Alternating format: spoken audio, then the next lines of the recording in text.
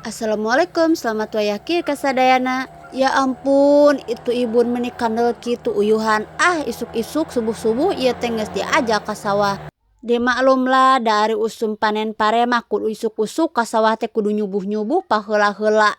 Soalna ari beurang saeutik teh sok tara kabagean ari teun teh. Tuh tinggal pemandangan di pagi hari teh meuni indah nya eta. Ninggal pemandangan di sawah meuni sejuk. Pokona mah meuni tiris we ieu teh nya. Di dieu aya abah nuju ngagebug nyalira urang bantosan we dari kuring ngarit mah teu tiasa. Tos we ngabantosan ngagebug kur tibang keplek-keplek hungkul. Tong salah kur tibang keplak-keplek hungkul oge geuningan tanggel nya cangkeul deui. Teuing abi mah teu bisaeun meureun nya da kunaon oge kudu dibiasakeun. Tadi dia aya emak nuju ngarit pare.